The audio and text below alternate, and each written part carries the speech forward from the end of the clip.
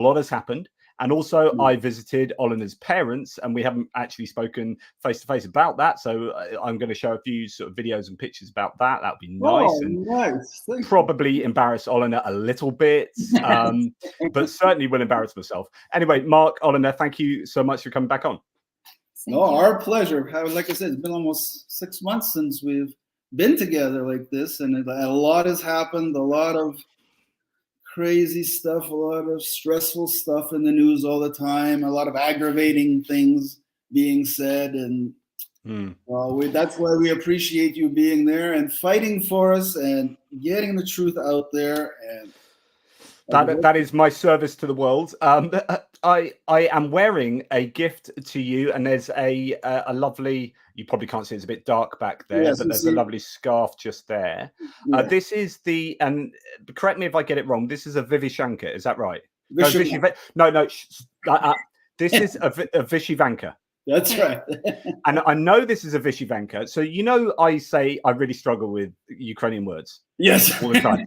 And I get corrected like a gazillion times, and everyone in the threads like, actually, you pronounce it like this. And yeah.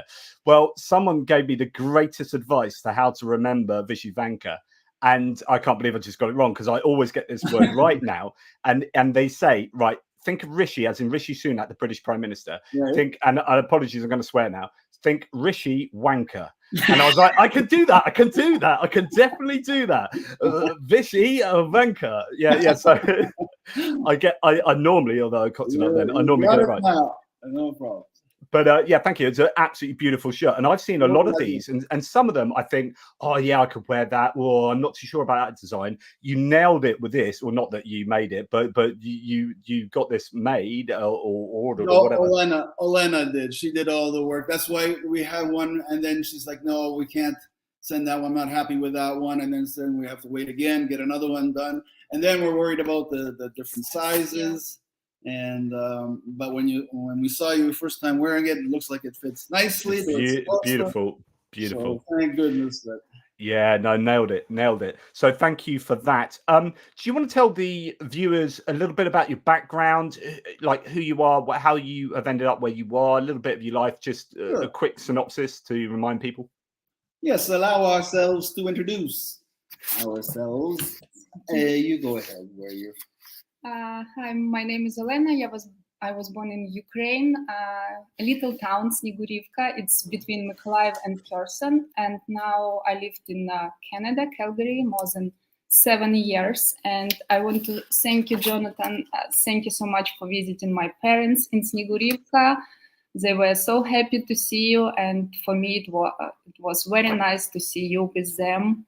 And Jonathan, if it's possible, I would like to ask about Snegurivka. I know you arrived in the evening, but maybe did you see some damage in Snegurivka? Because sometimes my parents, I think they don't tell me truth, Yeah, we did see. I'm just trying to find it at the moment. It's not rendering there. I thought it was on the Inulets River around here. Where is Snegurivka?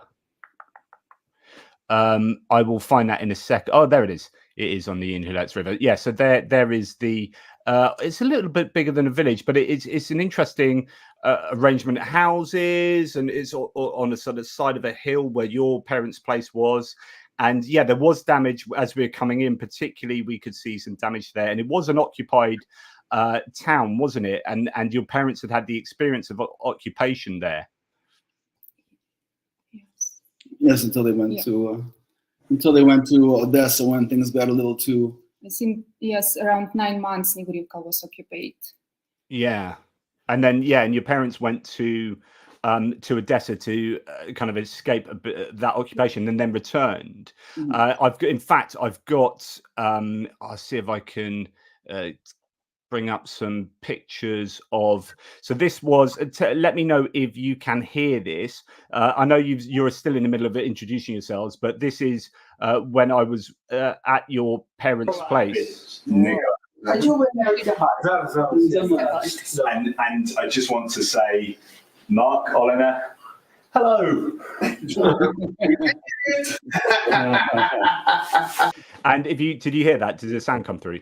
Yes, very much so. Brilliant. So that was Greg Terry and Zhenya, and we were and Pierre. We were all having a lovely borscht meal at your parents' house, Olena, and it was super lovely. Just to embarrass you here, though, I'm just going to show some pictures to the world of you. Now, this hasn't got sound. Sound comes in about halfway through, unfortunately. But we're talking about your pictures here, and there's Mark and Olena there. Just on a nice picture. No, that's her niece and her husband. Oh my goodness! I've made him. How much does that look like? Amazing. You? Wonderful. We do it straight, and it will be straight line. So there you go. And I didn't make it to the Wall of Fame yet for some reason. that was it. I remember you telling me you haven't. Yeah, I'm sure you've told me that before. It all comes back. So there you go. A few pictures of Olena, I presume, or maybe other family members. And there's more to come from there. We'll return to those. So, sure. Olena, you were in Ukraine, and then how have you ended up in Canada? I met my husband online when I was in Ukraine, and I just arrived to see Canada. And after 1 month, we were married. Yes, it's a crazy story that nobody believes, and they think all sorts of bad stuff about the situation because we married so quickly. People had their suspicions, but my wife, she's very calm, very intelligent. She always said to me, "Don't worry, the time will show them everything that that this is real, and that they might not understand our relationship now, but in time they will." And we've been together, and I've been deliriously happy. I don't know about you, but I've been very happy. Brilliant stuff. And so you moved, Olena. When did you move to Canada then? 2017. So you've been there sort of 7 years now, and that's obviously since you saw the beginning of the war from Canada, and you saw the war play out from a different country. How did you feel about being in a different country when the war started? It's very difficult, Jonathan, and I would like to say about Kherson. You see Kherson now, like a few months ago, and I lived before Canada, I think around 17 years in Kherson, and it's a very nice city. It was very busy. It's near the Dnieper, but unfortunately, honestly, I cannot see news now because it's very hard to me to see what's going on. Do you know what? It is heartbreaking. Like driving through Kherson and seeing the destruction there of a city that could be. I mean, it's a lovely place. It's on the river. And you'd imagine in peacetime it'd be a beautiful city, but there are elements of it that are just like any other city that we know, sort of car dealerships and shops, but everywhere is either half destroyed or boarded up. So there's virtually no glass on show because it goes into full lockdown at night. So anywhere where people are still living or trying to live, they board up so that you can have light on at night, or the it keeps the glass safe. Or if it's not boarded up, then its curtains are closed, and you drive through that night and it's pitch black. And yet so many people are still trying to live there and hang on. And I keep saying that the attacks on Kherson are by the Russians as they shelled that. There, I didn't see a single military person in Kherson while I was there, and yet it is routinely shelled. And so the shelling, as far as I'm concerned, is just terrorism. It is just attacking civilians to terrorize them. If we can't have Kherson, you can't have it. So what do you feel about that? Is that correct? But yeah, because Olena, I sent you an email because Olena was telling me that remember when the Kherson was liberated and people were partying on the streets, and they interviewed a man, and he was very happy because he says, we have no heat, we have no electricity, we have no water, but we have no occupiers, we are free. And that's all he cared about, was that they were free. And we're looking at that, and I told you, like, Olena's going, how is it that they haven't bombed them yet while all the people are celebrating? Because she knew, like you said, if we can't have it, then Ukraine's not going to have it, and they're going to just start bombing the hell out of that city. And that's exactly what they did. And Olena still has a friend that lives there. Yeah. And remarkably, her building, they had, I don't know how many condo units are in that building. No? Yeah. I think around 100. Yeah, and there's only a handful of people still clinging on to that. And she just goes to work now, like to a cafe every morning. Yeah. Despite all the bombing and everything, she just doesn't want to leave because it's her home. So it's frustrating and scary that she puts herself in harm's way, but there's a lot of people who would just say, if I die here, I die here. Yeah, it's heartbreaking, and so many people do try and cling on. Is it that they are clinging on through hope? Or is it because they've got no other option? Are these the more vulnerable in society? I mean, I do remember remarking that there were hardly any children. I don't think I saw a single child actually when I was in Kherson. Yeah. No, I think it's just strictly out of defiance, because she can go, her friend can, like there's places outside of Odessa that are relatively safe, and she does go there. But when she does go there, she says, you know, my home is Kherson. And like I said, out of defiance maybe, or just and pride that's her condo. She doesn't want anybody in there that's, you know, just going to move in. So it's like protecting her property, and she keeps going back and putting herself in harm's way. But it's weird. She showed us pictures of the cafe where she works, and it looks like a typical cafe in very Europe. Nice. Yes, like European cafe. Yeah, and she says people will come there every day. They will tip her, and you know, people still have money for a coffee and you know, a little bite to eat, and then they go about their business. And you know, I had a cup of tea in a cafe in Kherson that was still open near the guest house that we were staying in, and it was the nicest cup of tea I had that wasn't like Yorkshire tea with milk in, like just a decent black tea, and it was so nice that Zhenya kindly bought me a whole load of tea bags from there, and I still got some in the kitchen that I'm going to have. There are loads of pictures we have. I will try and dig some out, but I would just point you to, let's see if I can get this to present, to show some people, like some of Kherson that we saw when we were out there. Bear with me 2 ticks. Window, what we're going to do is going to be but yeah, so Mark, while I look for this, if you let us know what your background is, how you've ended up in Canada. Sure. I was born in England, and to Ukrainian parents who, after World War II, left Ukraine. Well, my father first left to England and set up a new life there after the war, and then he met my mother through letters, basically almost how we met, through the letters and the communications, through friends, you know, giving him advice on who to marry and so forth. And so my mom went to join him in England. So that's where I was born with my sister. And then we moved to Canada when I was 8 or 9, and to a Ukrainian community. The Ukrainian community in Canada is very strong. It's very widespread, and we immediately fit into that Ukrainian community. And I went to Ukrainian schools and Ukrainian churches, and I had a lot of Ukrainian friends growing up. So I was immersed in the culture, and always, because my father just made us speak Ukrainian in the house all the time and observe all the traditions, like a lot of or most Ukrainians in Canada. So that's how. Yeah.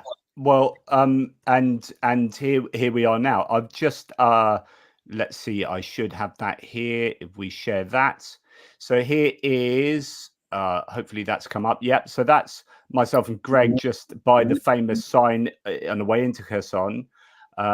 And then this is the sort of thing that you can see on the outskirts, which is that makes her sad. That makes my wife sad when she sees stuff like that. Yeah, it really, yeah, it's pretty sad. And this is where there's a load of car dealerships, and they're either, you know, untouched but completely empty, as in they're not functioning anymore, or or they are, half destroyed. I'm going to find a video as we talk, as we drove through Kherson, but it might take me a bit of time. So what is the situation now with the Canadian Ukrainian diaspora? Are they what's the mood like? Are they supportive of Ukraine's plight? Do you have many people in the diaspora who are pro-Russian? No, we haven't run across any that are pro-Russian. It's all Ukrainian community is always 100% behind whatever Ukraine does. We have to stand together, and there's always like some kind of speeches being delivered, some kind of not really protests, but demonstrations. Peaceful demonstrations, reminding people that the war is still going on. But the mood in Canada is very. It's a little unsettling because it seems to be divided into thirds. Like a third of the population absolutely supports Ukraine still. Another third is dead set against it. They don't want any more aid going to Ukraine. And then the other third is like, okay, yeah, we agree this is bad, but it's enough already. Can we just put an end to it? Let's start talking about negotiations. So it's also very dependent on, because we're very heavily influenced by our neighbors to the south, the American, the MAGA movement, and that has that people latch onto that ideology here too, as far as it's like they'll believe the disinformation that they hear, and there's a lot of people that you can't get them to change their mind or listen to reason, and it's very, very frustrating. A lot of them will follow Tucker Carlson, and and a lot of them are fans of. And with my line of work, I work with a lot of very conservative people who are, they're so anti-woke and all that movement that whatever the Democrats want to do, they're instantly opposed to it because of that. It's got maybe nothing to do with Ukraine even. But if it's the Democrats supporting it or the liberals supporting it, they'll be instantly against it. And that's a real problem with politics in general, as it becomes so polarized that when a government actually wants to do something that's genuinely in the best interest of the country. So whatever administration's in charge of the US, for example, you'll have elements that are like, I don't want to support that, not because of anything to do with that, but because of who's trying to get it done. And it just means that it's really difficult for any government to govern, but particularly it seems like at the moment, the Democrats in the US, like anything that they want to do is jumped on by the Republicans. And the problem there is that when it comes to foreign diplomacy and international relations, these things are much more to do with what's good for the US rather than a party political thing like the Democrats. And that means you can't do anything that's beneficial to the country. And it's just really, really problematic because this has now become a partisan issue. I'll tell you what, there was a moment that, when you could almost feel the support of a lot of Republicans just evaporate. And that was the moment where Zelensky was in Congress with the flag, and then he went and there was an exchange with Nancy Pelosi, and then they kissed, and that was huge. That was a huge moment. Yeah, you can. Right, of course. Yeah, it makes so much sense. Just went because she, to a lot of people, represents everything that is against what Republicans, and especially like the anti-woke movement here. Once they saw that, like she represented like the woke movement. Yeah, of course. Yeah. So now when Ukraine starts to cuddle up to Nancy Pelosi in that kiss, because when I watched it myself, I'm like, oh my God, why did they do that? Because I knew. Right, because you knew, this is going to be bad. And it's like, sometimes I wonder, like, I wish I could contact Zelensky myself and just tell him, because maybe they don't understand. Of course, maybe they don't understand the mood of the Americans and the Republicans. And it's like, you got to walk gingerly around certain areas. And if she wants to kiss you, don't kiss her. And I think they know that now. I think they learned their lesson, because the next time they went, because he came to the US again, but then didn't do certain things and played it a lot more carefully. It was a bit more problematic then. But yeah, it's a shame, because Pelosi's actually been really strong on Ukraine. Just as an individual person, she's done. I watched an interview with her, and she was giving her views, and it surprised me how knowledgeable she was about the whole situation and the dangers of Putin, and how she's known about it for a long time. Yeah. So, it's really frustrating. Just to go back to Olena's dad, because why not? So here we have. Вони зайшли до нас 19 марта. А 1 апреля ми поїхали в Одесу. So here he is explaining some stuff about, living there to Greg and Greg translating and Zhenya translating. I've got lots of videos. One day, Olena, I'm going to put these all together and show them to you. Here we've got this is just me. And I said why. Greg said why. He said, I don't know really. Because we're going to see your mum now, Tanya, serving up borscht. Why to do nice. Overkill. No, I have no idea. Character. They don't care. They were promising, but secretly they did. Now, this is borscht, which is do you want to explain what that is for people who might not know what this traditional dish is? Borscht, it's very delicious traditional dishes. It's like soup with beets, potatoes, carrot, meat, beef or pork or chicken. It depends what you like. And and beans. Yes, it's very delicious. And you can eat it with sour cream or without it. It's really, really nice. I went out to Ukraine as a vegan and had to take a good 10 days off being a vegan. So and that was largely down to borscht. And the other thing that happened, so just to give people an understanding of what happened on this particular day we visited your parents, right, is that Greg and I had already visited someone in Mykolaiv, who was he had been given something like 3 days off from being on the front line around Avdiivka. I think he was at that point somewhere near Mykolaiv.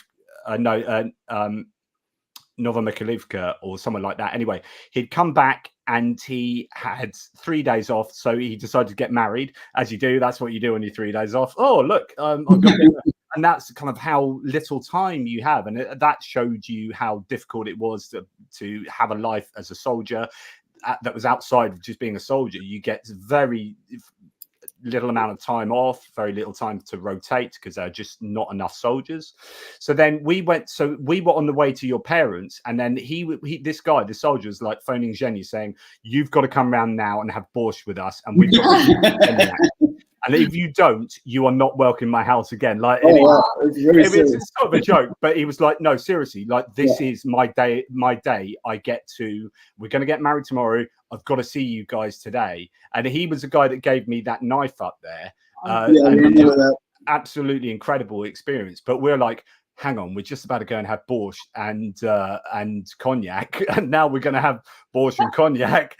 So anyway, we went around to that house first, had like loads of food that your mum had already was going to be putting on for us, and then had that, drunk loads of cognac, got in the car. Obviously, Zhenya didn't drink, and then we drove to your parents. Now, I can tell you, Greg isn't too good at drinking, right? It's not something that he's very much used to. So we'd had a bunch of cognacs there. Then we go around to your parents' gaff, and then this was cognac and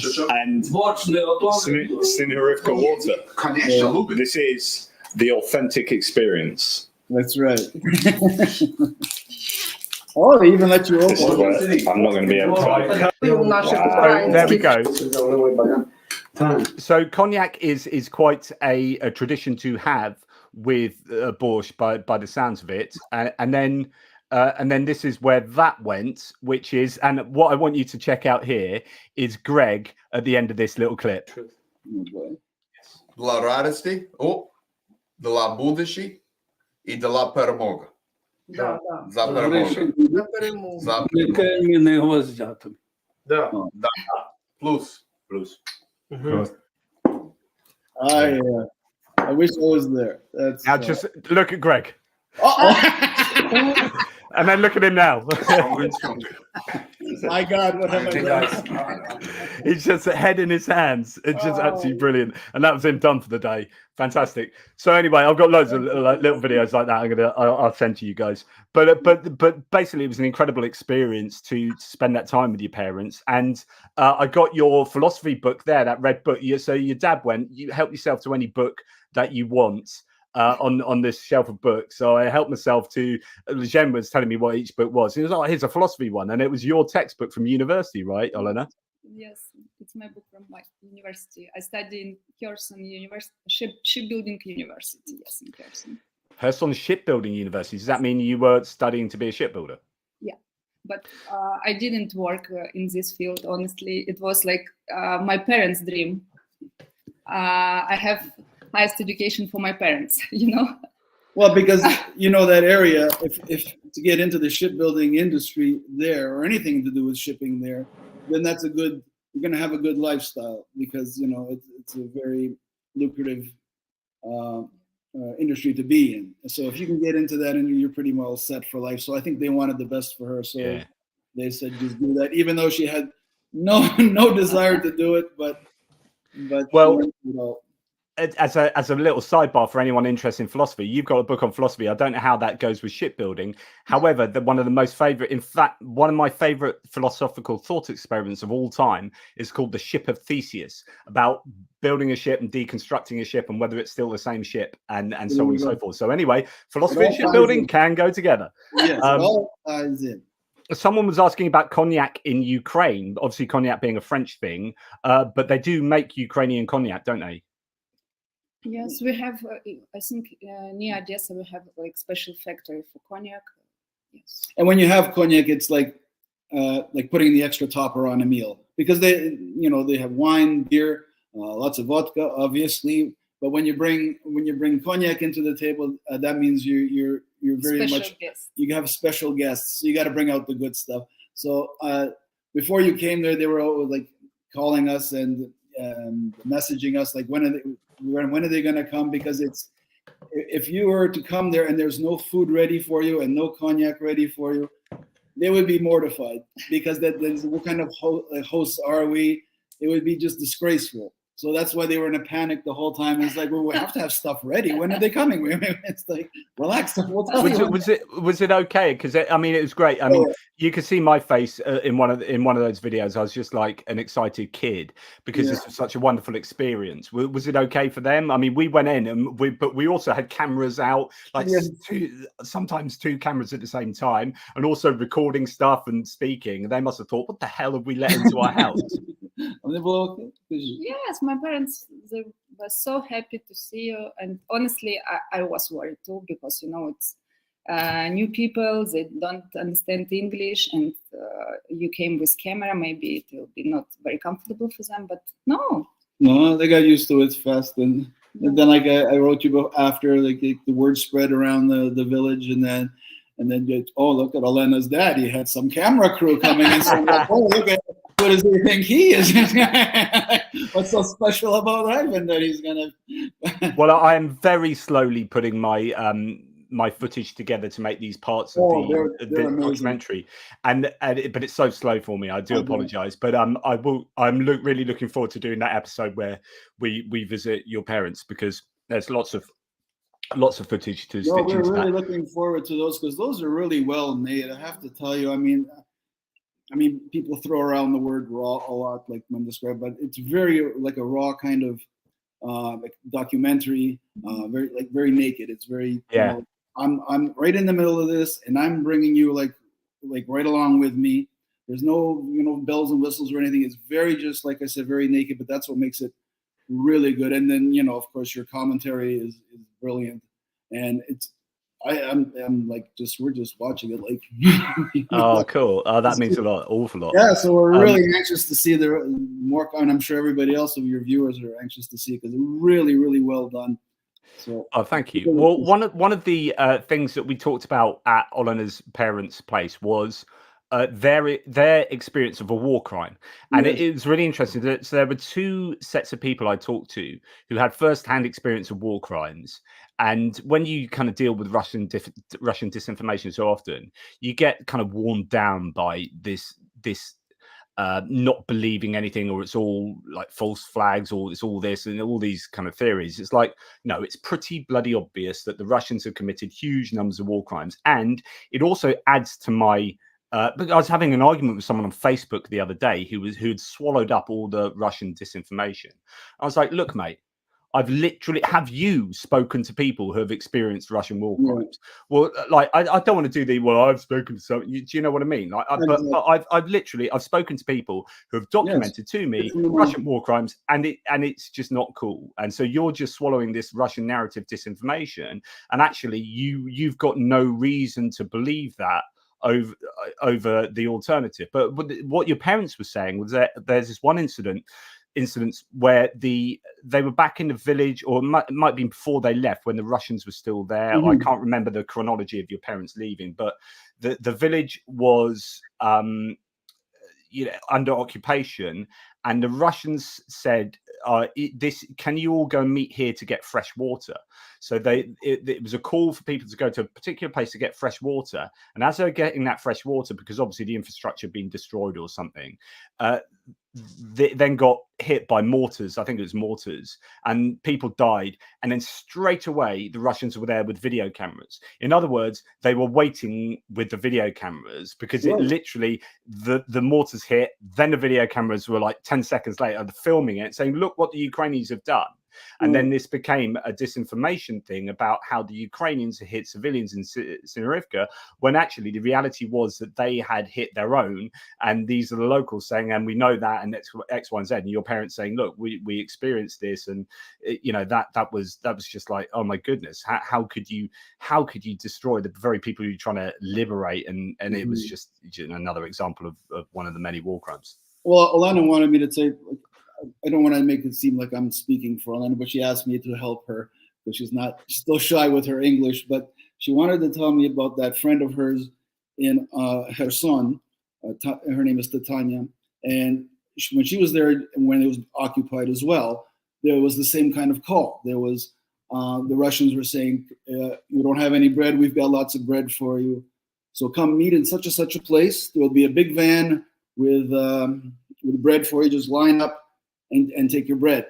So she went on that day to stand there in that line, but they never opened the van. They just saw the soldiers just milling about, and then finally someone said, "Okay, we changed our mind. There's not going to be any bread today, but come back tomorrow, same place, same time tomorrow, and we'll do it again tomorrow." But So then she started thinking, because she was hearing these stories of this kind of, people getting set up. So she was thinking, maybe the logistics wasn't right. Maybe they couldn't bomb this area where they didn't have their bombs prepared in time for this delivery today. That's why they've canceled it. So she was thinking, oh, this is just one of those setups. And the next day, when they brought that van there to deliver the bread again, nobody showed up, because word spread like this is what they do.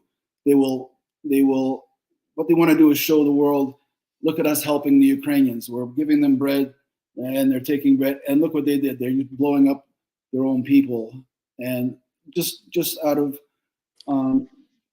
just advancing the propaganda. But fortunately for her, that logistics weren't right, and they couldn't blow her up that day, because for whatever reason they got it wrong, and they were trying to do it again the next day. But one of the reasons her father finally took the family away from Snihurivka was there was an incident where a Russian soldier went to one of his friends and admired his car and said, "Give me your car, I'm taking your car." And then her father's friend said, "No, you're not taking my car." And they just shot him. They just point blank just shot him and took his car. So that's when they were thinking, this is not going to be a nice occupation here. This is going to get bad. And a lot of times people would say, the soldiers would say, "Do as we say, or we'll turn this place into another Bucha." So that's when they got the hell out of there. And I think I was playing last time we were together. how her father was like we had her mother and her sister with him, and they were driving out of the area, and then once he came to that line where the Ukrainian soldiers were, he broke down crying because he was in safety again. So, and then they didn't return until the occupiers left. But that was one of the reasons, and word spreads there. People, they have their ways of communicating and saying what's going on, and in Bucha, what they heard was because the whole world saw what was happening there, but it was what was reported that the head military guys were telling the soldiers, go into Bucha, do whatever the hell you want, make it as cruel as possible, make some executions, rape people, do whatever. We're going to film it all, and we're going to say this is all Ukrainians doing this, and then spread that out to the world and show them why we had to come to Bucha, because look what the Ukrainians were doing to their own people. So that was a story we don't hear much about Bucha, that kind of angle. Like these soldiers were actually encouraged to do whatever the hell they wanted, just to make, And so the idea is, when I try and evaluate things in terms of probability and what's likely to have happened, we know that Russia do stuff like this, and they have false flag activities that they've been doing. They've got a long history of that, going way back beyond this war. But even in this war that's been going on since 2014, the Russians have been doing that in the Donbass region. There have been lots of documented accounts of false flag attacks. But when you talk about Bucha there, like, you've got two options, right? What if you believe the Russians, the Ukrainians have done disgusting things to themselves, or if you believe the Ukrainians, the Russians have done disgusting things to Ukrainians? It's like so someone has done disgusting things. So if you're thinking, well, humans can't be like that, they can be like that, because there's only two options here. One is the Ukrainians did it, and the other is the Russians did it. And since the Russians invaded, you're pretty much on a better footing to say that the Russians did that to Ukrainian people, rather than Ukrainians randomly doing it to their own population, like for some weird reason. So yeah, it seems to me very plausible and very probable, almost certain that the Russians have indeed been involved in so many of these despicable events. Yeah. So you guys have been obviously watching this channel a lot, and thank you for that. You're just an insane supporter of the channel, both of you. So thank you. But how else do you keep abreast of what's going on? Do you talk to your family a lot? Do you keep in contact with friends, or do you do it through the community in Canada? I heard a lot from my parents, from my friends from Ukraine, and yes, we are watching your channel, Jonathan. Thank you so much. And news, Canadian news, but mostly we rely on your channel, because we know we're gonna, I'm not just kissing your butt here, but we know we're gonna get the truth, good or bad or ugly. We're gonna get the truth, and it's like you always say, it's like a one-stop shopping. You gather information from everywhere, and you let us know how things are going. And so that's basically the Ukrainian community here too. Will share things that they've heard from back home as well, from there, because everybody's got family back home. Yeah. And so that's how we get our news. It's not on Canadian news anymore, unless something really, really major happens. But even then, you don't hear about anything anymore. People have kind of moved on from that. It's not is newsworthy anymore. Yeah. It's unbelievable, but it is human nature. Yes. Unfortunately, we only have so much headspace, and we do get sort of bored of stuff. But for me, I just think it's too important for that. But obviously, I went to pick up my partner last night, who had a night out with some work colleagues and whatnot, and I sat down with them for a little bit. I used to work with all of them, actually, and myself, so I knew them all. And one of them was speaking to me so much about Ukraine, and of course I'm going to get involved in a big conversation. But it's like, and actually her father's got some Ukrainian sort of refugees, or who have come to settle down here, living with him at the moment. And interestingly, she was saying that the woman that's living there who is sort of retraining to get to work here. She's, you know, well qualified and whatnot, but she was really against Zelensky.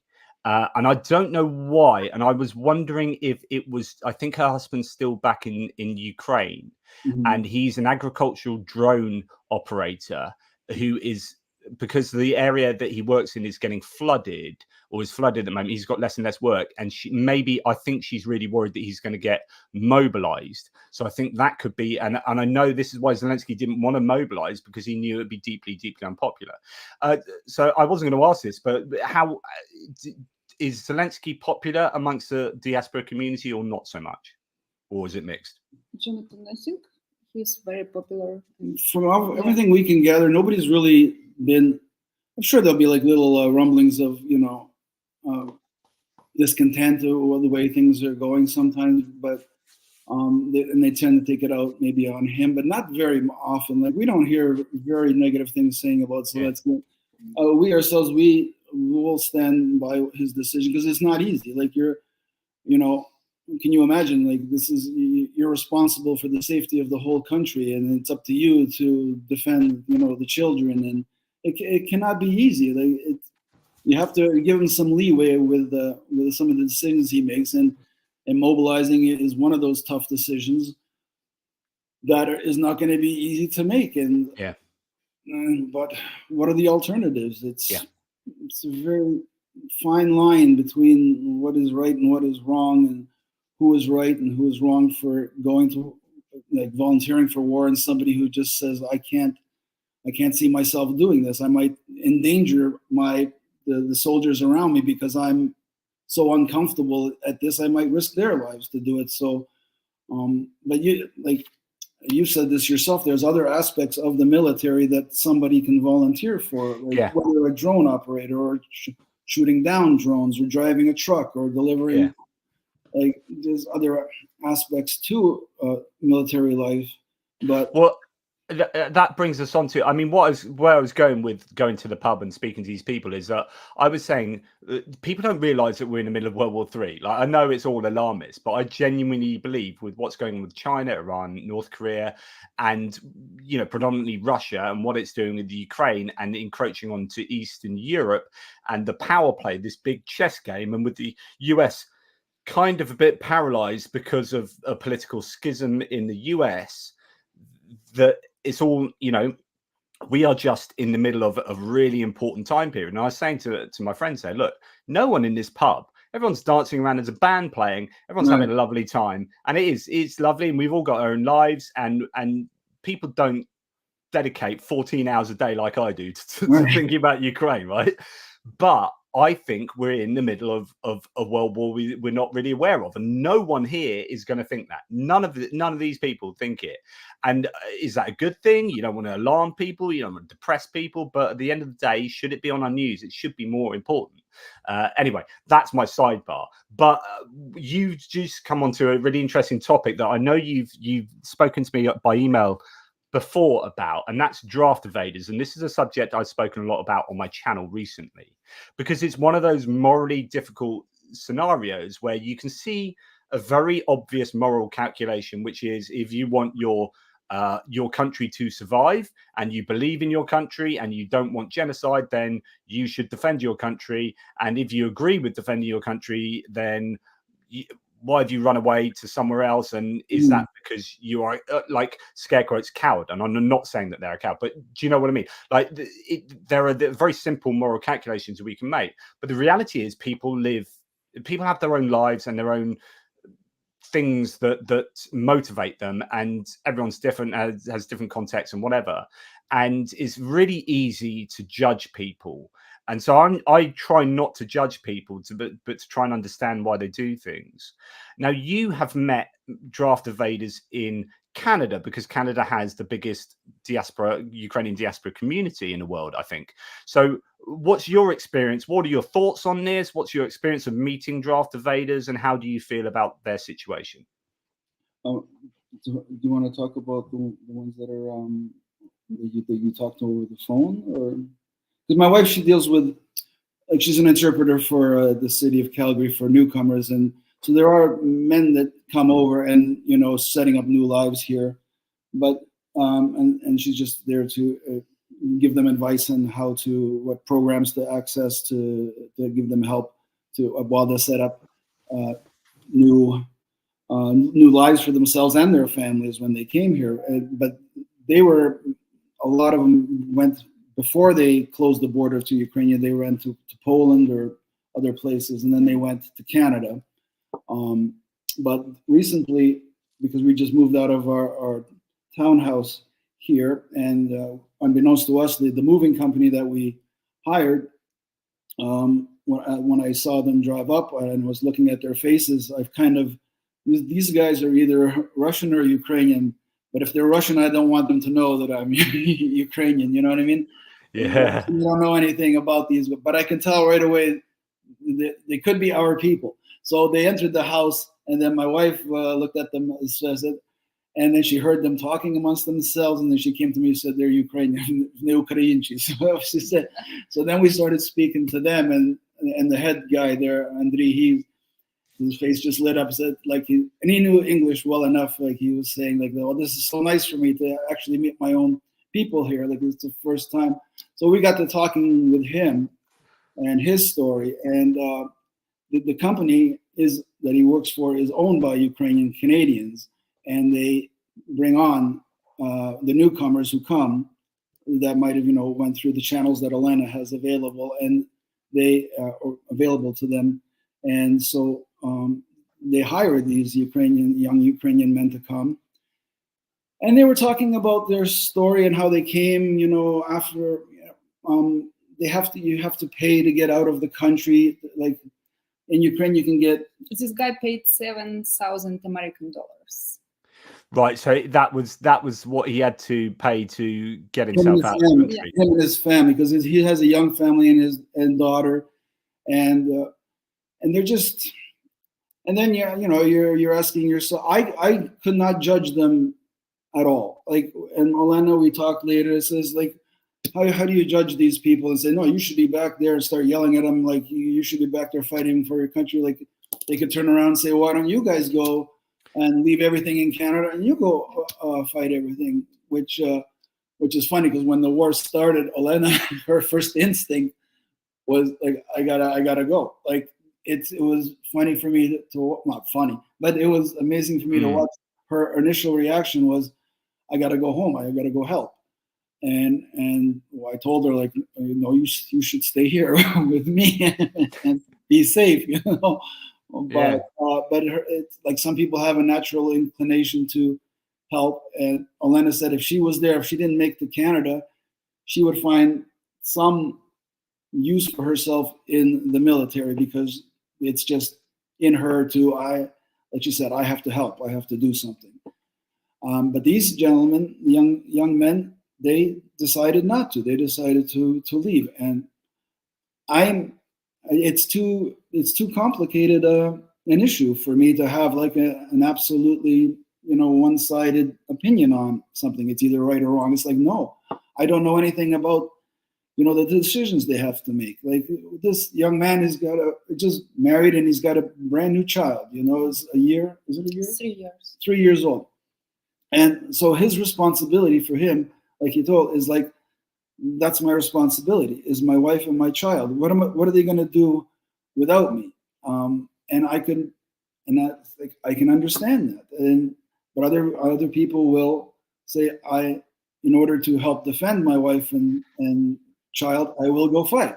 Exactly. Yeah. But I leave it up to each individual, because who am I to judge anybody? It's not up to me. Like if it was me and I was faced with that decision, if I was in Ukraine, I really don't know what I would do. If I had my wife Olena while I was in Ukraine and the war broke out, I know that my first responsibility would be my wife, keep her safe, make sure she's taken care of. Maybe I would be one of those gentlemen who, when the war broke out, he escorted his wife and child to the Polish border, made sure that they were safe, made sure they had money, made sure they had contacts, and once he knew they were safe, and then he would go back and he would enlist and fight.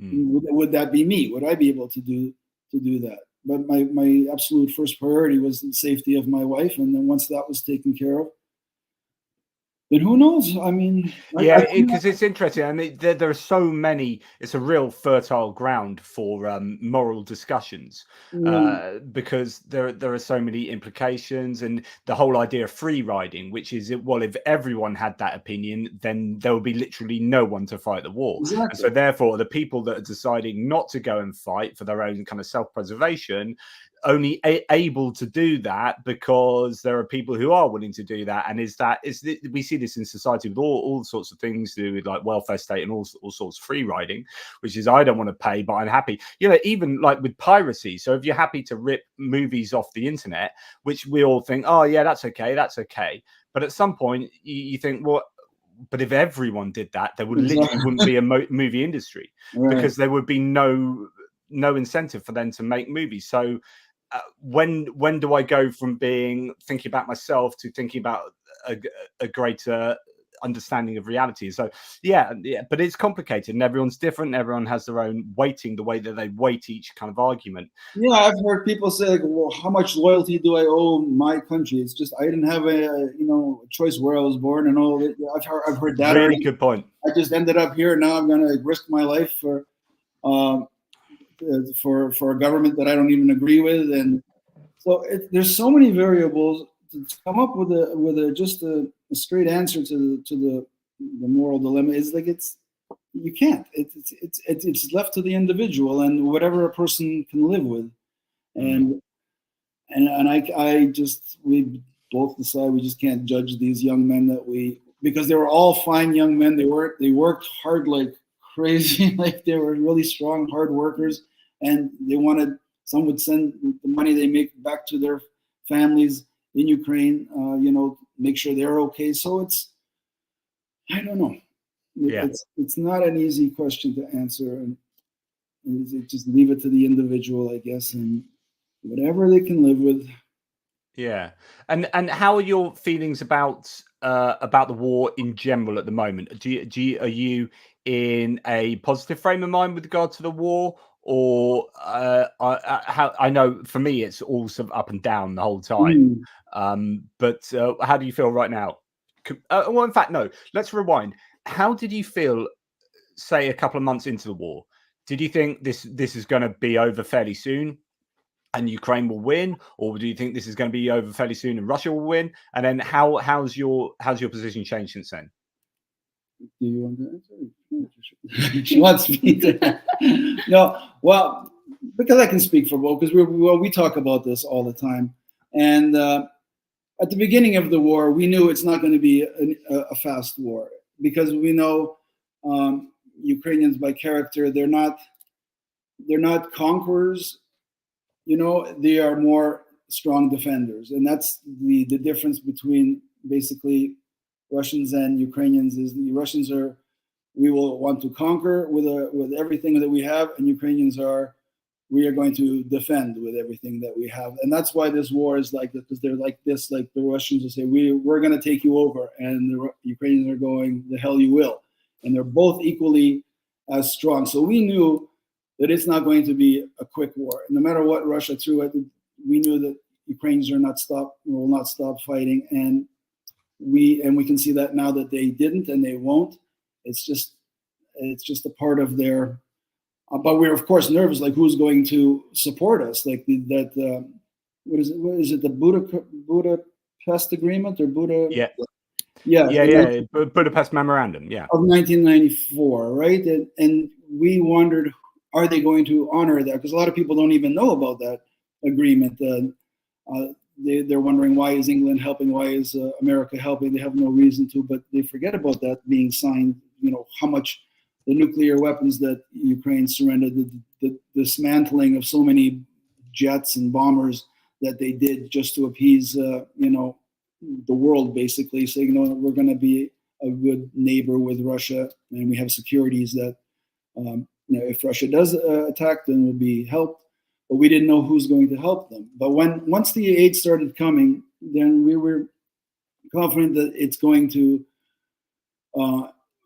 continue. And then that whole thing where for the last 6-7 months where there was no aid from, especially like from America, that made us very, very nervous. And it was very stressful because, it seemed like Russia was almost to the point where they could have been really, really hurt, damaged badly if the aid had continued.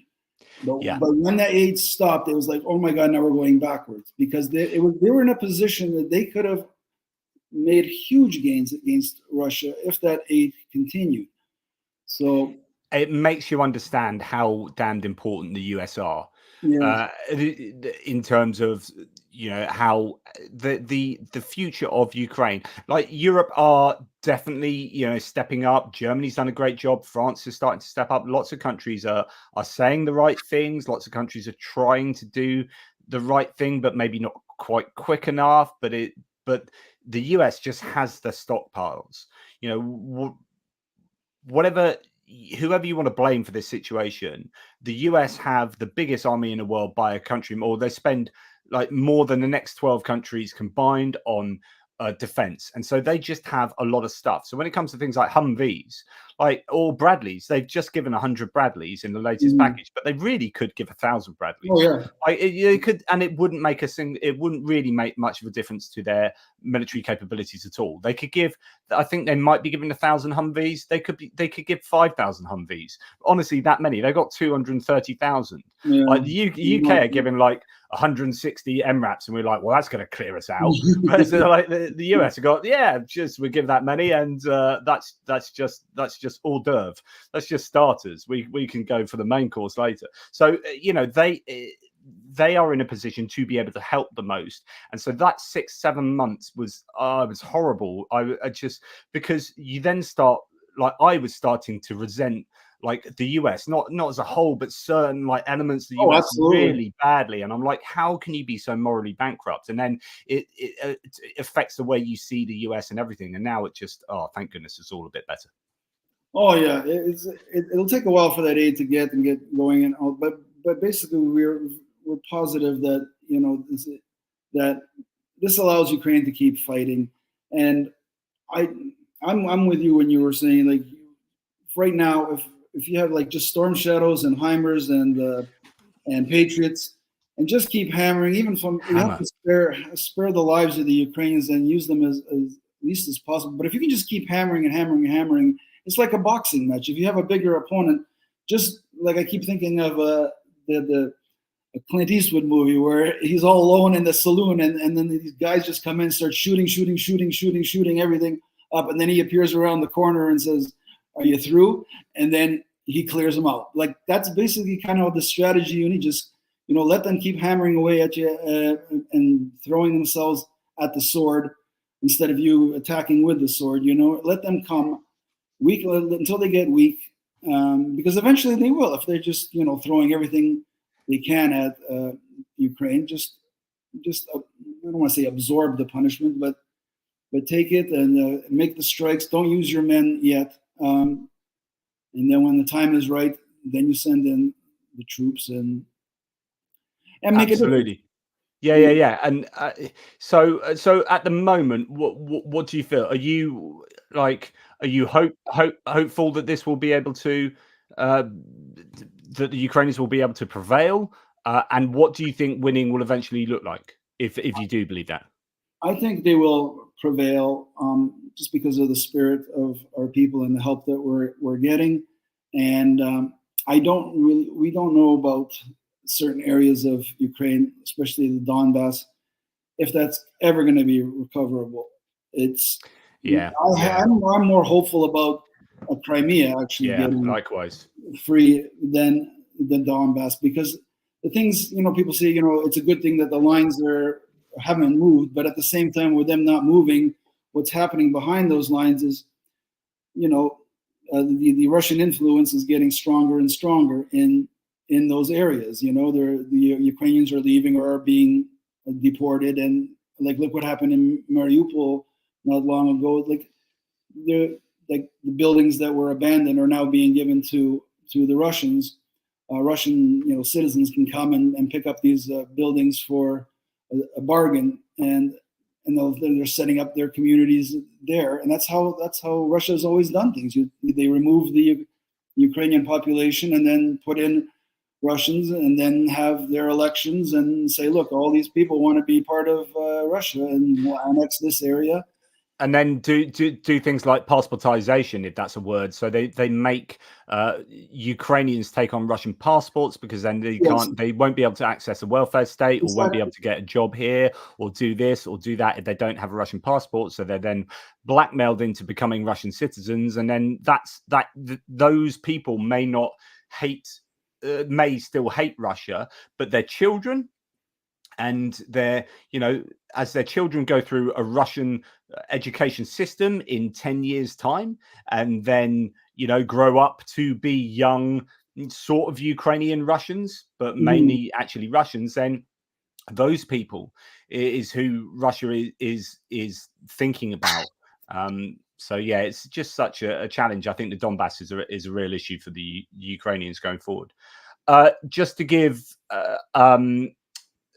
Olena a sense of what Kherson looks like. Yeah. So this is, as you can see, bombed out buildings in places, and then just so many windows boarded up like that. Here's another example. Let's see that. So yeah, boarded up windows all over the shop. And this is basically every sort of street I experienced was some version of this.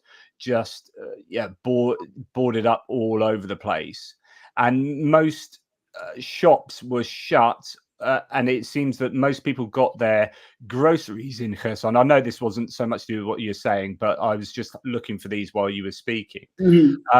But just going on to here. So here you can't really see, but there's a whole road of these kind of little market stalls, and that appears to be where everyone did their shopping. Like the actual normal grocery stores were mainly shut, or there were stores here and there, but mainly, I mean, when we first got to Kherson at night, and we put on our body armor and whatnot. So in fact, if I show you what that looks like, I know you guys have seen this, but I'll so we'll show your parents there. That's can you see that? Yes. Yep. So that's your philosophy book and me and your parents. But just no, that's going the wrong way. I just got my Kherson pictures in the wrong order. Oh well, I'll find them later. Anyway, there's some free pictures of me and your folks. So there's a bit of joy for you. But yeah, so what was I talking about? That was it. Going in Kherson on the first night that we got there, we had to, and I know I've told you this before, but for the rest of the audience, we had to stop off to put our body armor on, because we were going into a pretty dangerous place, and we were staying very close to the river, basically very close to what is effectively the front line. And the bombing and the shelling. So there was incoming shelling and whatnot, but it was, what happened is we turned up to the grocery store, so the supermarket, and you couldn't tell the supermarket was there. You couldn't tell anything was there. Everything's pitch black, and we're driven at that point with our side lights on, pulled up at the supermarket. And Greg said, "Oh, you see over there?" And I was like, "No, I can't see over there." He said, "That's a petrol station, the gas station, and it's open." And I was like, "I literally can't see anything. I think I just green blinking light of maybe by the pump." But basically, you go and fill your car up and find your way to the kiosk and pay, but it was all in the dark. Then we're at the supermarket, and it was completely pitch black, boarded up like you could see. But then when the electric doors opened, as someone walked in or out, right, the light shone out, and actually it was a lovely supermarket inside this one. It was on the outskirts of Kherson, and it was like, you go inside, it's like, oh, this is a normal, like I could be anywhere, right? And then you come out again, it's completely pitch black. We put on our body armor, it gets really serious, and then Zhenya covered everything up on the dash of the board inside the car, and we drove with no headlights on at all, following the sat nav until we get to about 400 meters from where we were going. And all of this wasn't so much because we were afraid of being hit, but actually you go dark so you don't indicate to the Russians who are monitoring where you're going to stay. So if they know there's a kind of guest house that's open where people come in and stay, then they will target that. So you go dark really for the safety of the place you're going to, although we were in body armor as well. And then, you know, so we go there, like Greg walked us in the end because we were that blacked out. We couldn't really see anything. So, and then we park up, we go into the guest house. And then as I was on the computer that night, well, actually we stayed there 2 nights. Second night we came back and that was much worse. The of the outgoing artillery was incredible, and then the incoming shelling was shaking the room. The windows were rattling, and you're like, "Oh, right, no, I'm in a war zone now." And how did you feel? Like, did you like the adrenaline start pumping? Were you afraid, or it's kind of weird? Like, I think you kind of get an invincibility bias, don't you? It's like if you're a smoker and you say, I'm never going to get lung cancer, like it's not going to affect me because I'm going to be the 1 in 2 that doesn't get lung cancer, whatever it is. Like everyone has this invincibility bias. So you're in there going, yeah, I'll be fine. Like it's just hitting somewhere else, right? But of course, that's not particularly rational. But I was pretty calm. What the most I felt it was actually when I put the body armor on. There's a real psychological effect on you where you put that on and you were just talking to Greg and Pierre and Zhenya, and you put it on, you're like, oh shit, this is real. And because it has a physical weight as well, it's almost like got a psychological weight as well. And then you're like, okay, we're not playing around now. This is serious. And then you go in and then everything's blacked out. And that the whole kind of going into the guest house experience, I think was the most kind of nerve wracking. But actually it should have been sitting in on a computer doing videos and then hearing bloody shells landing wherever they were, because we really were very close to the water. I mean, you can see it. Do you think you'd go back? Like, has Greg invited you back, and would you go back? Yeah, and I know if JR's watching this, I know JR wants to come. I'd love to hang out with Pierre again because Pierre's such a lovely guy. And obviously Greg and Zhenya. So, but there wouldn't be space for 5 of us. But it'd be great if, you know, that could happen again. I'm well up for it. I don't know when, but I definitely would do that again. And as long as it's useful, like I don't want to do it just for me and my experiences. So it would have to serve a purpose.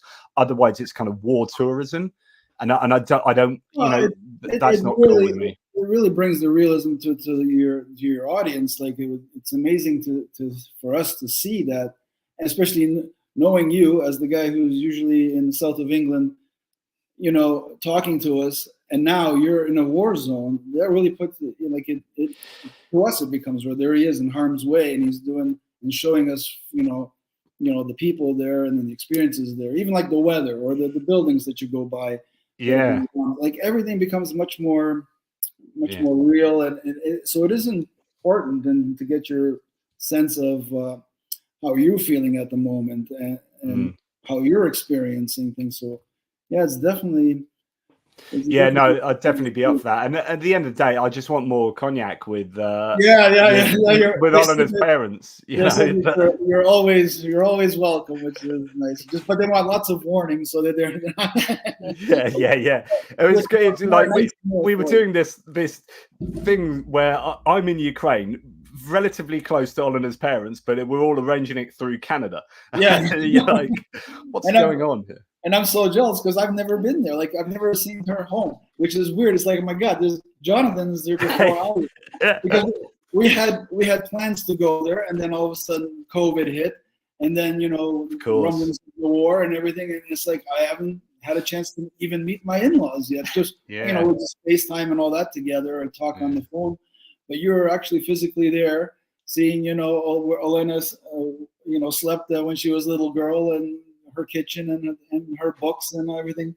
You got to experience that, and I didn't. Yeah, no, I'm sorry about it. But this is your vicarious experience. Yes, exactly. Experience it through me. So that's a service for you, I guess.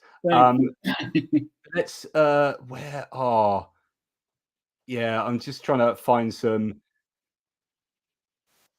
So this is us at the supermarket. Let's share. I'm sharing the wrong one. Sorry about this, but it's just a you. Olena says she knows that supermarket well, which Oh, is, but yeah.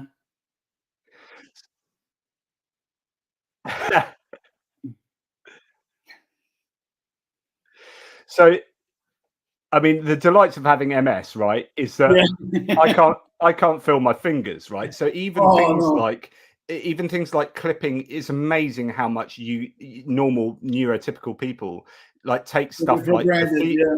the feedback loop on your fingers, the sensation to do things like if I'm using the remote control for the TV, I have to look at it because I can't feel the buttons. Wow. Like, to know what. So when you have like clips on helmets and stuff, that's me 10 minutes trying to put a bloody helmet on. Like most people are like, bosh, there you go, because you feel stuff all the time, and I can't do that. Really, really frustrating. Anyway, that's a big whinge. I was hoping that was another bit of footage, but anyway, that's the kind of moment I was talking about where I was, starting to feel like it was all serious. Anyway, as we sort of meander towards the end, guys, is there any particular thing, any topic you want to talk about? Anything you want to, any worries that you have, or any particular moments of hope you have? The worry is always disinformation, which drives us crazy, especially when people, people of power in a position where they have so much influence, can spread so much nonsense. And in that Tucker interview, even with like Putin, who are, and he's giving him like an audience to spout his history lesson about Ukraine, which just drove us crazy, because other people would they would kind of jump on board like the other channels would say, and they would start at the same year, like in 862, the Russians and the Ukrainians were, and we're both sitting going, whoa, 862, this is why drives me crazy when people use history for an argument, but then they pick and choose where that history begins. Classic. What about the 4th century, where like what happened there? Like there was a, Key, Key and his 2 brothers and a sister. They're the ones who established Kiev, because that's where they get the name Kiev. Yeah. The IV at the end, it denotes like possession. This is Kiev's city. Right. So it's Kiev. So that was in the end of the 4th century, where they're establishing a city and a community, but at the same time also that area, from the Baltic Sea to the Black Sea, this is like the birthplace of the Slavic people, and they can find evidence like going back thousands of years, like people existed in that area, and so people, like I said, that's the birthplace of the Slavic people. And these people eventually, became the Polish people and the Hungarian people, Czechoslovakian people, and the people who lived on the edge, on the borderline, which is like the Black Sea and the Carpathian Mountains. That's what they call the Krai. Like the borderline is a Krai, so Ukraina. That's where they get the name, though the people of the Krai, the people of the borderline.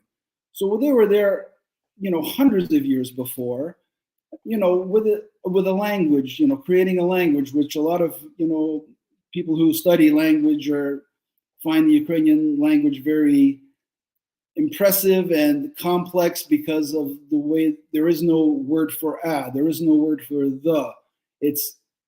They find it to be a very, nuanced kind of language, but the civilization was already setting up there, and like that Vyshyvanka you're wearing. This is what the young men and the young women did to adorn themselves. There's a lot of history with that Vyshyvanka, because they would work all day and weeks, on the fields, because that's what they did. But then when it was time to relax, they would don on these Vyshyvanka, and then the boys and the girls, the young men and the young women would dance for each other. Because I used to take Ukrainian dancing, folk dancing. And if you watch it, if anybody's seen it, it's like the young men go out first, and then they show what they can do, how, you know, their prowess and how strong they are and how the moves they got. Then they'll back away, and then the young ladies come and show how graceful they are, how beautiful they are. And this is what they did to find mates, so they can, you know, start families, so they can raise children, you know, and keep their farms going. So there was already a society there. And it's not like something, you know, the Russians made up for people.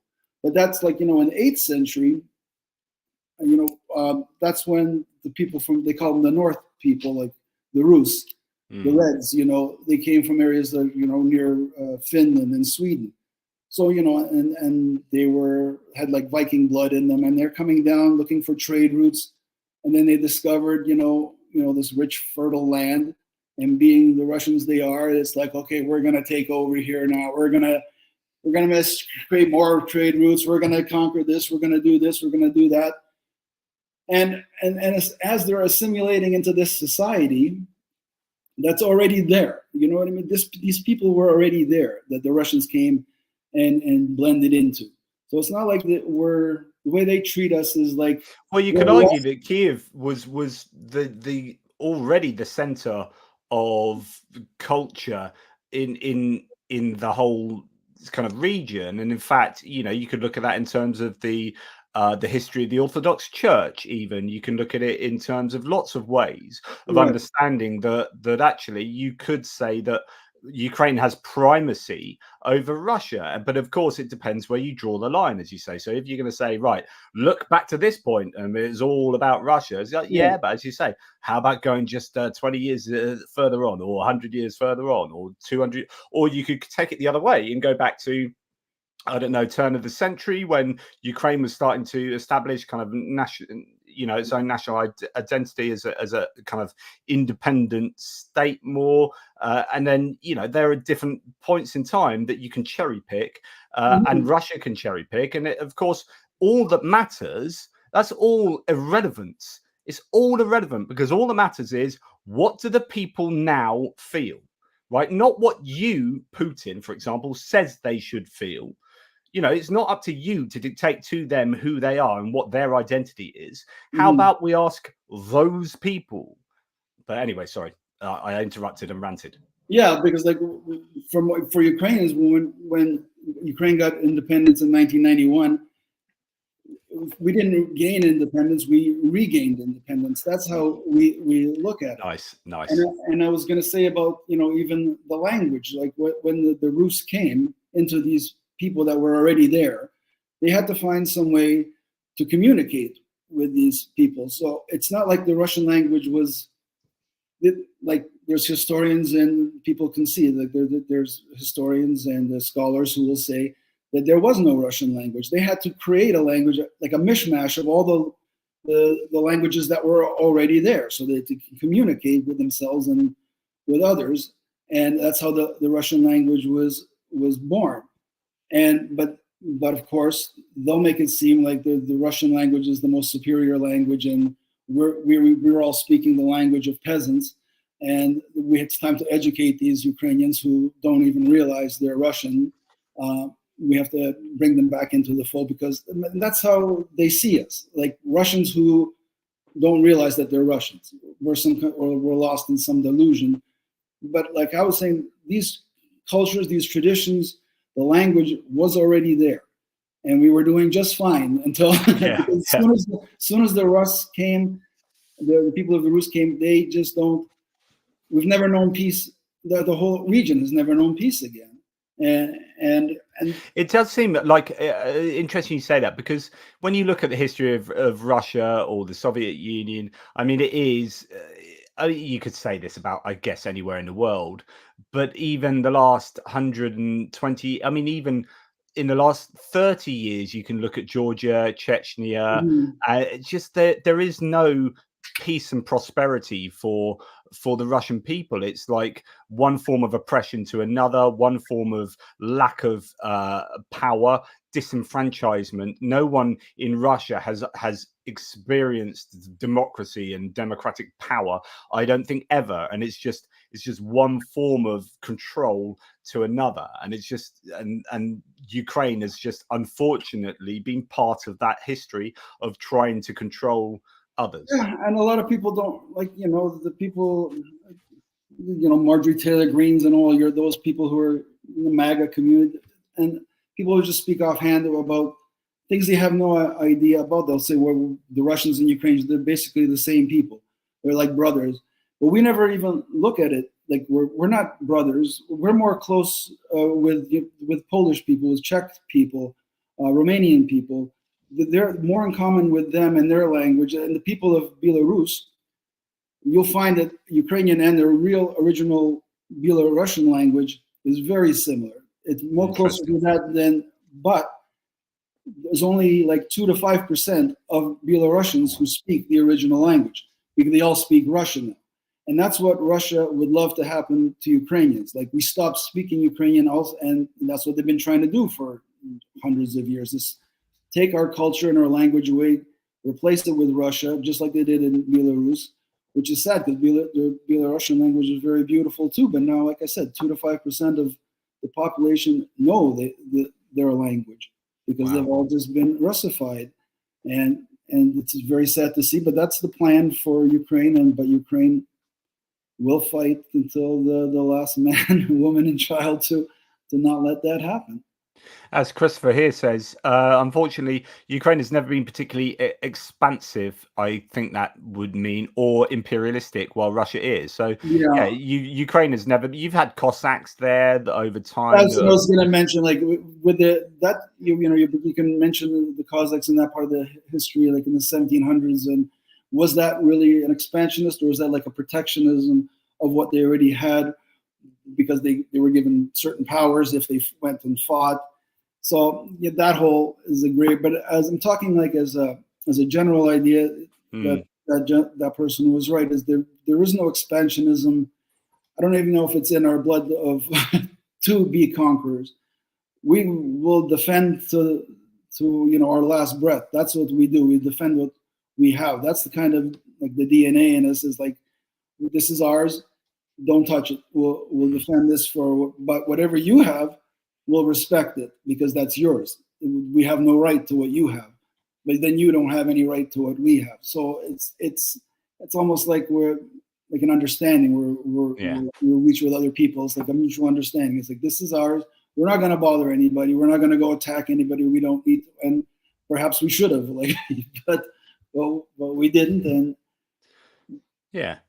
Well, look, as we, as I say, get towards the end, I got a few thanks to give. Thanks, Brian Ivy, as ever. Really appreciate you, mate. Such a great support of the channel consistently. Reb Tyree, gifting 5 ATP memberships. Thanks, mate. Really appreciate that.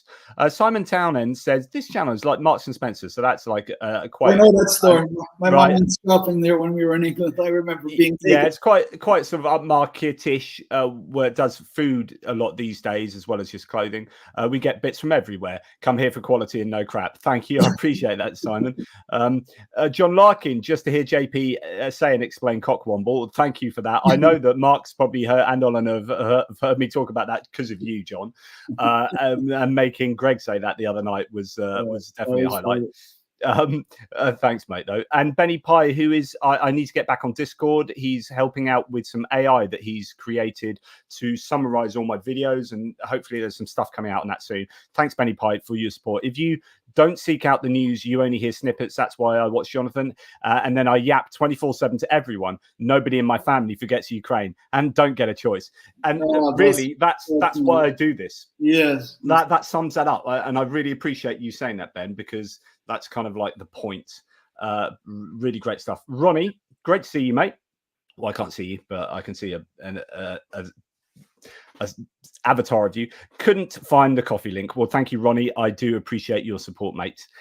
Mary M, gifting 1 ATP Geopolitics membership. Thank you, Mary M. That's very generous.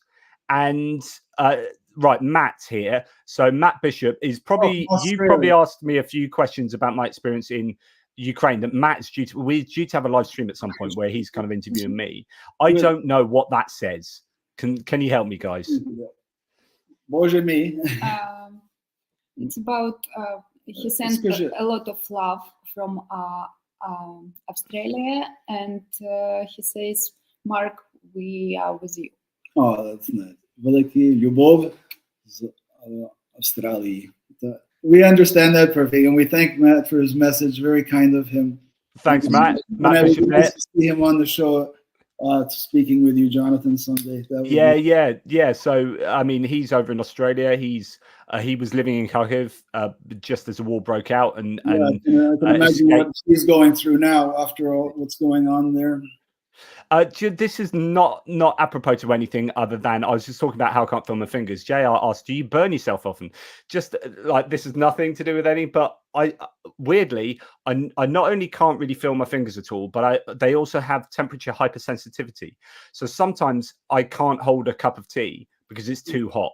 And so not only can't I feel them, but they really feel the temperature.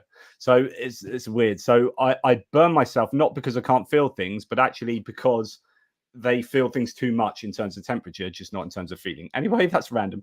Trevor Hill.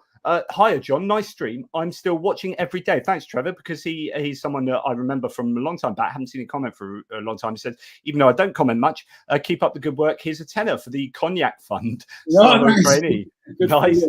Yeah, well, I'm never much of a spirits man. In one of those videos, I think it was playing, but we might not have been able to hear. I was asked, or in one of the other videos, I was asked, about spirits. I'm like, I don't really drink spirits, actually. I'm more of a beer or wine man. Yeah. Beer and wine. And then someone else said, oh, the Russians like their spirits. And it's someone then said, because they like to get from A to B as quickly as possible. They like to go somewhere in a straight line, which is like, I want to get drunk, therefore I'm going to drink spirits. Well, there's an old, like a saying that like a few hundred years ago, the Russians invented vodka. And ever since then, they haven't invented anything else. Like it. I like it. That's good. And then Jonathan looks dashing today. Just thank you for that, of course. I don't know if you saw the beginning, but it's my Vishy Vanka. Vishy's wanker. Vishy Vanka. So that is courtesy of my fashion consultants, the Mark and Olena design company that I have to thank. So no, thank you. Right. Well, look, guys, it's been an absolute pleasure. I really enjoyed talking to you. Thanks for continuing to hang out 2 years later. We are still doing this. Every day we watch, every day. Yeah. I just wanted, this might be, it's probably not apropos now, but just because when you refer to us as sometimes like very nice people from Canada, there's times when I got to tell you, we might need, like I was saying before we came on there, is like we might need therapy because sometimes we don't feel like nice people with everything that's going on. And interesting. What do you mean by that? Because we're wondering, has Putin won anyway? Even if we win the war, has he won because he's changed not only us but Ukrainians, turning us into like people who can hate? Because I've never, like, there are things that now like I experience pure hate when I see Russians and things on air. Like when there's that massacre in Moscow, and we saw the videos, like horrible videos and all that. But Olena and I are like, do you feel anything? And it's like, I don't feel nothing. Like we're not high-fiving each other and yeah, go kill them or anything. But that's like what's happened to us where we just don't feel nothing. And when we see so much, because all we think about is the horrors that I keep thinking of, all the little girls that are being raped by soldiers. And there's stories of a mother who was raped and she's like, they're free now. The mother is she was raped, and then she's got to listen to the screams of her mother being raped, and then she's got her little girl beside her, knowing that her little girl is next. And what that, you can't even imagine the horror that poor woman went through. And so all of that has affected us. Yeah, it's like what's happened to us. Like we're like removed from, like when you say when you start your count of how many dead soldiers, you say these are all human beings. Remember, they all had lives and all this, and I really don't think of them that way. Yeah, and I don't know. And I understand that, and that's, I guess, like you will have that experiential connection to the war that I won't, because I'm not of Ukrainian descent. It's not my country. I don't have relatives there, etc., etc. But I could also very easily go down that because I feel I'm so invested in Ukraine now. Yeah. But I totally understand that, and I wouldn't ever judge anyone for thinking that, because yeah, the way my brain works is that I then start questioning everything, which is like I always think about how responsible are Russian soldiers for being on the front line. And even if they are volunteers who have chosen to do it, this is where I get philosophical and talk about free will and whether free will exists. But even if they chose to go to the front line because they hate the Ukraine Nazis, blah, blah, blah. And you might look at that and say, well, that's not a very nice Russian. But then I question, well, how did that Russian get to be like that? Because at that point of them choosing to go and wipe out Ukraine Nazis, they genuinely think that Ukrainians are Nazis. So how has it got to the situation where that's happened? And can I blame that person, or do I blame more to do with the brainwashing and what the Kremlin is doing? So, you know, for me, the buck kind of stops. And even then, you can take this argument further back until you get to the Big Bang, right? And this is the problem with moral responsibility and free will and causality. But I don't want to bore people with philosophy there. But I would say, for me, like, you can look at these Russians and go, you are horrible people in this, like, you have horrible opinions. But that doesn't, for me, that doesn't solve enough, because it's like, yeah, and Russians will keep having horrible opinions until something changes within this state television and the disinformation and misinformation landscapes that are being forged in the depths of the Kremlin. And so, you know, this is about understanding that even that the kind of scare quotes horrible Russian that has volunteered to go and kill Ukraine Nazis, even they are a victim, and they are a victim of the state, the state that Russia is in, and the state that Russia is. You know, both like the situation it's in and the country it is. And so, you know, this is why there has to be a regime change. This is why Russia needs to lose this war big time and crumble and be reset. They need to Control Alt Delete and to restart Russia. Anyway, sorry about that. That's kind of like a big sidebar. But then I also fully understand views of people like yourself that are saying, I freaking hate these guys because what they've done is horrible, and they've killed my people and done horrible things to my people that are just unconscionable. They're just morally abhorrent. And so I totally understand that. Yeah, that's one of the things that we will have to work through and keep looking inward about. But it's just we can't even see it in the big picture like you just described, because all we can see is the horror, the immediate horror that one human being did to another. And I think it's changed the Russian-Ukrainian thing forever. It'll never be.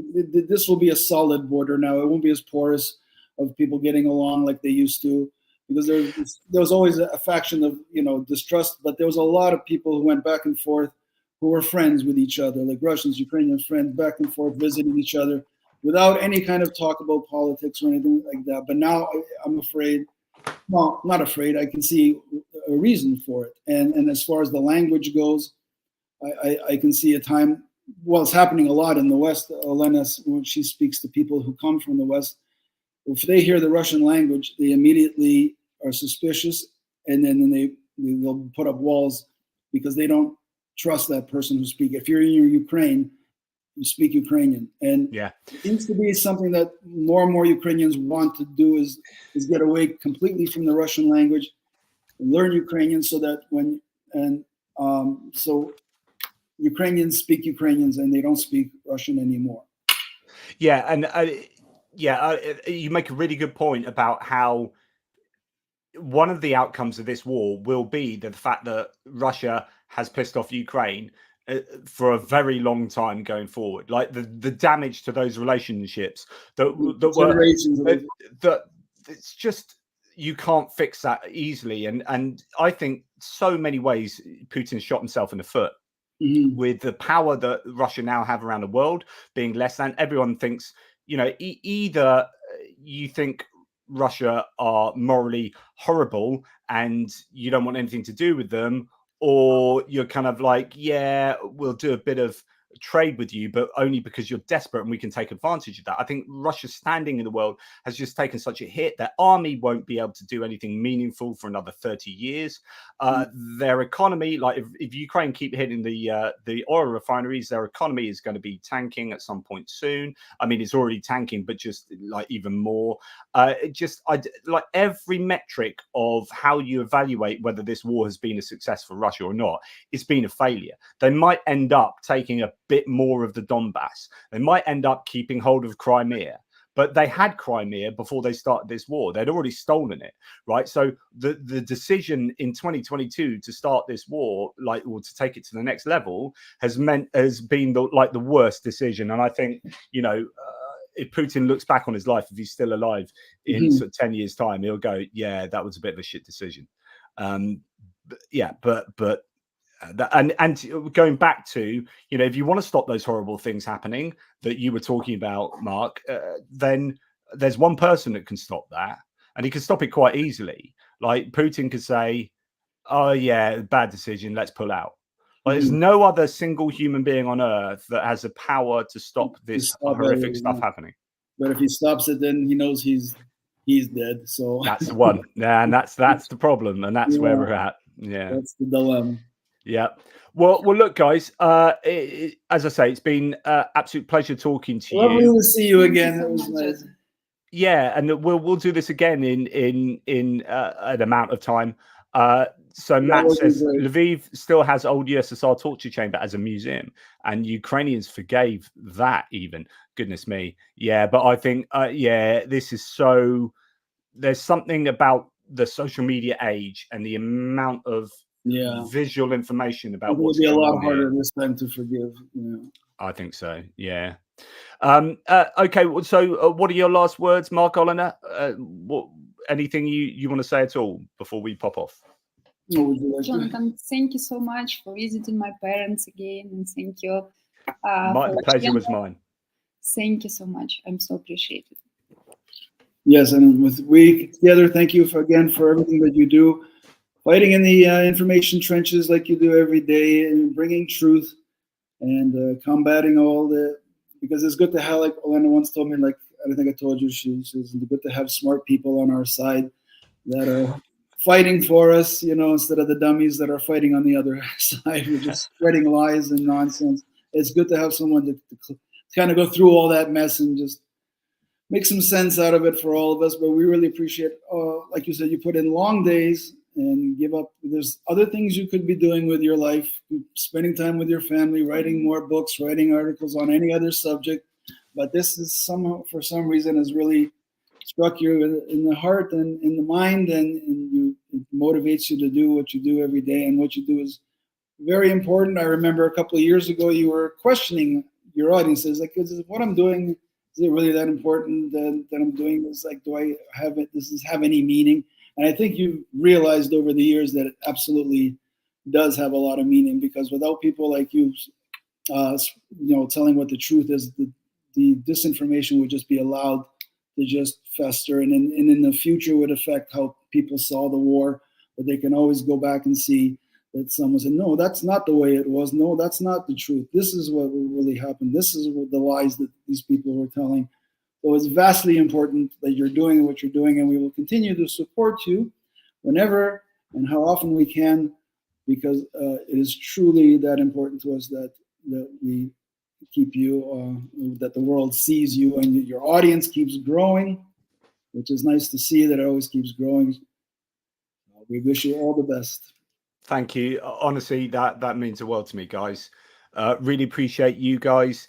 And also the audience. So thank you very much for everyone who is here, since that is what this is trying to be a service to the world in terms of information, as Mark has said. This is like as Chris says, a lot of people care, Mark, and with channels like Jonathan's, more and more people care. Why that's interesting coming from Chris. So Chris does design, like Clockwork Design. He's done the merchandise for my merchandise. He helps with Tochny and their graphs, you know, Andrew Perpetua's graphs that Tochny or the Tochny group do. So again, this is like, there's a community of people that are coming together that are doing things to, you know, try and feel like they're making a difference to the situation that's bad. We're blown away by that, because people, they're not even Ukrainian. They don't have a dog in the fight, and yet something has struck them inside where they see the right and wrong of it, and it's just motivated them to do something for Ukrainians everywhere. And I know Ukrainians everywhere appreciate all the help and support that we get from people who really don't have to give a damn, because like I said, you have other things you could be doing, but for some reason this has struck a chord with you all, and we appreciate everybody who donates to whatever causes and just spreads the word. It's very important. Well said. Well, thanks, guys. Look, you take care of yourself. Stay on the line.